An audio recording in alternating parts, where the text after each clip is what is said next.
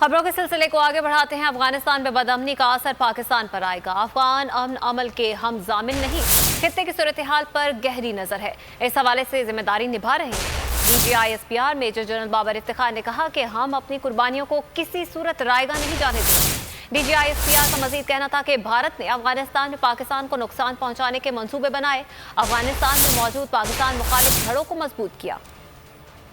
अफगानिस्तान में बदअमनी का असर पाकिस्तान पर आएगा। अफगान अमन अमल के हम जामिन नहीं, इसका फैसला अफगान फरीकों ने करना है। पाक अफगान बॉर्डर पर तमाम गैर कानूनी पॉइंट्स को सील कर दिया गया। DGISPR major general Babar Iftikhar ने कहा, खित्ते की सूरत हाल पर गहरी नजर है। इस हवाले से अपना किरदार जिम्मेदारी से निभा रहे हैं। पाकिस्तान में दहशतगर्दों की स्लीपर सेल्स दोबारा फाल होने का खदशा है। में जो दहशतगर्द तंजीमों के बाकियात और स्लीपर सेल्स मौजूद हैं, उनके दोबारा फाल होने का अच्छा है। हमने दहशतगर्दी की तवील जंग लड़ी है, सबर आजमा और कदीर, और अल्हम्दुलिल्लाह अल्लाह का शुक्र है हमें उसमें बेमिसाल कामयाबियां मिली। मेजर जनरल बाबर इफ्तिखार ने मजीद कहा कि मुस्तकबिल के हालात से निमटने के लिए तैयारी रखी है। अफवाज पाकिस्तान दुश्मन अनासिर की सरकोबी के लिए हर तरह तैयार हैं। अपनी कुर्बानियों को किसी सूरत रायगा नहीं जाने देंगे। अगर अफगानिस्तान पुरअमन और स्टेबल है तो ऑब्वियसली इंडिया के लिए वहाँ से ऑपरेट करना बहुत मुश्किल होगा पाकिस्तान के खिलाफ, और दैट इज वाई वो इस सारे प्रोसेस को सबूताज करने की पूरी कोशिश कर रहे हैं। DGISPR का मजीद कहना था कि भारत ने अफगानिस्तान में पाकिस्तान को नुकसान पहुंचाने के मंसूबे बनाए, अफगानिस्तान में मौजूदा पाकिस्तान मुखालिफ धड़ों को मजबूत किया। भारत ने इसी नुक्ते नजर से अफगानिस्तान में भारी सरमायाकारी की।